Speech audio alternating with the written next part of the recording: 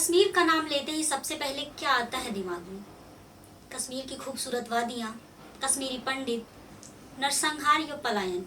लोग इसे अपने हिसाब से जस्टिफाई करने की कोशिश करते हैं। सच क्या है, क्या हुआ था, ये वही बता सकता है जिस पे बीती हो, जिसने देखा हो। नमस्कार, मेरा नाम है साक्षी जायसवाल। इस वक्त मेरे साथ मौजूद हैं डॉक्टर कुलदीप पंडिता।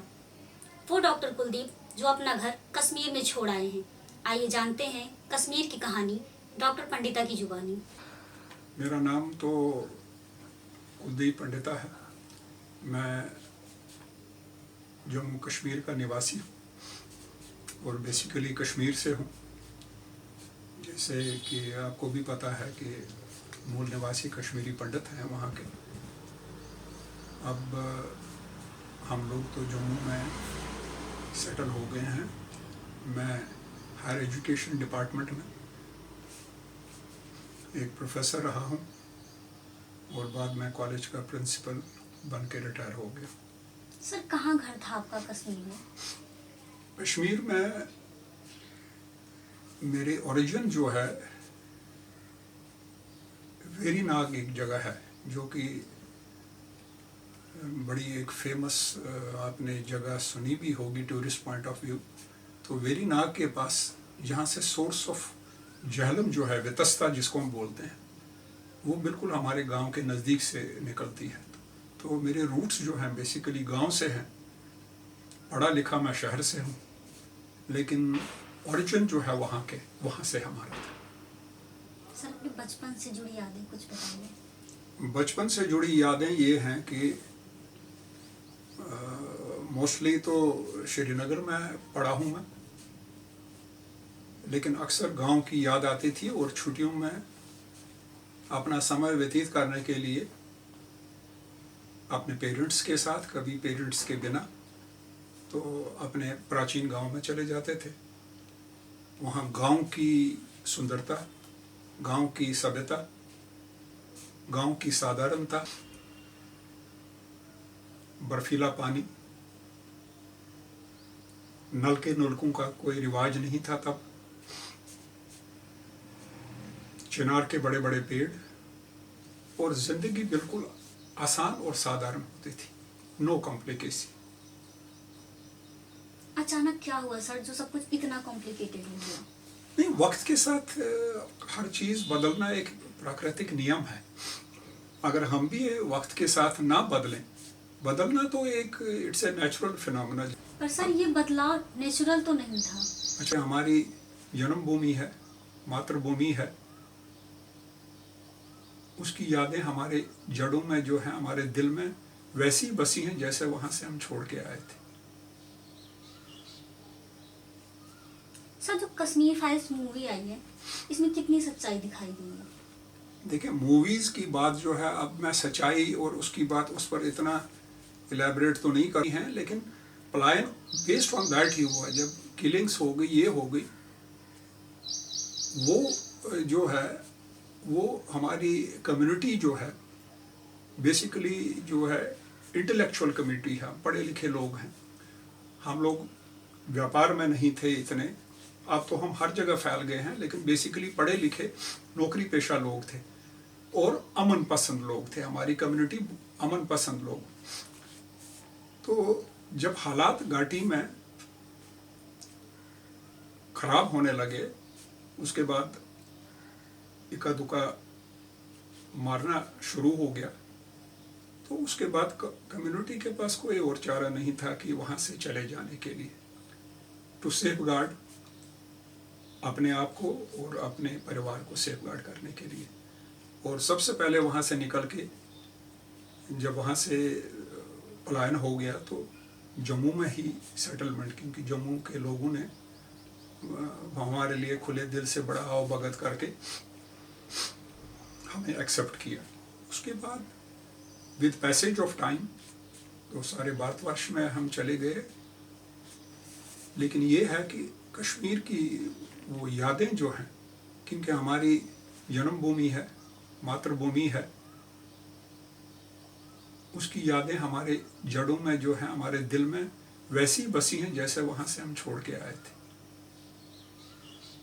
इसमें कितनी सच्चाई दिखाई देगी? देखिए, मूवीज की बात जो है, अब मैं सच्चाई और उसकी बात उस पर इतना इलेबरेट तो नहीं करूँगा। मूवीज अब किस चीज़ के लिए बनती हैं, क्या बनती हैं, बेसिकली माना जाता है कि वो समाज का आईना होती है। लेकिन मूवीज में जैसे दिखाया है तो मैं तो समझता हूँ हकीकत ही दिखाया, उसमें कोई ऐसी चीज़ नहीं दिखाई है। It's not against a particular कोई इंडिविजुअल या किसी के खिलाफ। उसमें जो दिखाया उन्होंने पिक्चराइज किया तो वो तो सती है, वो घटनाएं हैं। ये तो हिस्टोरिक है, वो तो दुनिया, सारी दुनिया जानती है। उसमें तो मेरे कहने या ना कहने से तो वो डिनाई तो नहीं ना हो सकता। कश्मीर की बात होती है, कश्मीरियत की बात होती है, सौहार्द की बात होती है, तो क्या ये सौहार्द था? और था तो बिगड़ा कहाँ से? मैं तो कहता हूँ कि कश्मीरियत जो है, जिसमें कि सब किस्म के लोग रहते थे वहाँ पर, सब कम्युनिटीज़ के लोग इकट्ठे रहते थे, और कश्मीरियत अभी भी जिंदा है, ऐसी बात नहीं है। इतना होने के बावजूद भी कश्मीरियत मरी नहीं है। कश्मीरियत जो है ये तो सदियों से चली आ रही है, ये कोई 150 सालों की तो नहीं है, सदियों से चली आ रही है।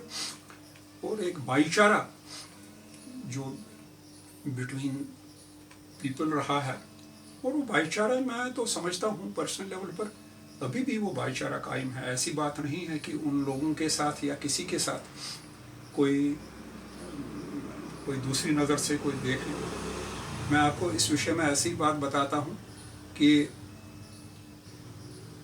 अभी पिछले महीने करीबन 30 से भी ज़्यादा वर्ष के बाद मैं और मेरी फैमिली, पर्टिकुलरली मेरी बड़ी बेटी जो कि पैदा यहाँ हुई है, जिसको कश्मीर के बारे में ये कुछ नहीं मालूम है, तो हम लोग लास्ट मंथ वहाँ पर कश्मीर चले गए। कुछ दिनों के लिए गए, लेकिन हर जगह वहाँ घूमे।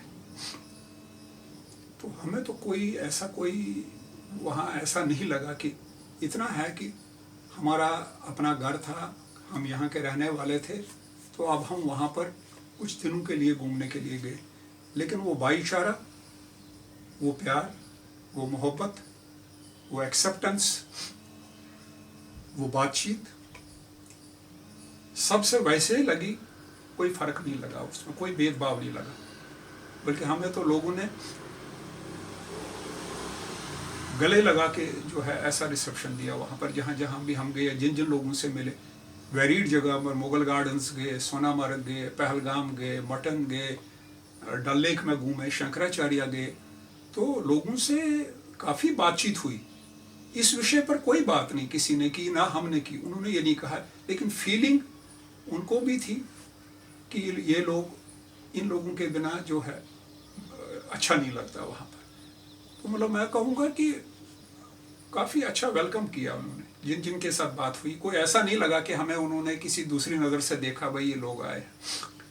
और कश्मीर में अब तो सिनेरियो जो है, अब मैं अपने टाइम की बात, 30 सालों 32 साल में दुनिया बदल गई है। Kashmir has undergone transformation now. अब तो वो टूरिस्ट हब बन गया है। मैं तो वहाँ हैरान रह गया कि हम लोगों की संख्या तो वैसे ही बहुत कम थी, लेकिन वहाँ पर तो लोकल लोग अब नज़र नहीं आते हैं, जितने भारतवर्ष से जितने टूरिस्ट वहाँ हैं और आते हैं। और हर जगह जो है, जहाँ आप देखते हैं, खाने पीने से लेके घूमने, गाड़ियों में बैठने में, हर जगह भीड़ भाड़ लगी है। तो इस चीज़ से जो है economically it has helped. Sir, अब आप अपने घर लौटना चाहेंगे? अब ये लौटना जो है, इट्स $1 मिलियन क्वेश्चन। अब लौटेंगे वहाँ पर, देखें क्या है, जो हमारी एंसेस्ट्रल जगह थी या वो था, वो तो सुनने में आया, मैं तो कभी गया नहीं हूँ, सुनने में आया कि नहीं है वहाँ पर। अब इंटरेस्ट मेरे वापस जाने का है, लेकिन कहाँ जाऊँ? ना घर है, ना मेरे ग्रैंड पेरेंट्स हैं जो वहाँ होते थे, ना मेरे फादर रहे हैं। जितने भी हमारे से अपने नज़दीक अपने फैमिली के मेंबर्स हैं, सारे लोग या तो जम्मू में हैं या जम्मू के बाहर हैं। कश्मीर जाने का तो है, मन करता है, लेकिन लगता यही है कि अब हम वहाँ जब जाएंगे तो ऐसे ही घूमने फिरने के लिए ही जाएंगे, क्योंकि बच्चे लोग भी, उनको कश्मीर के बारे में इतना नहीं पता है, लेकिन हमने उनको, बच्चों को ये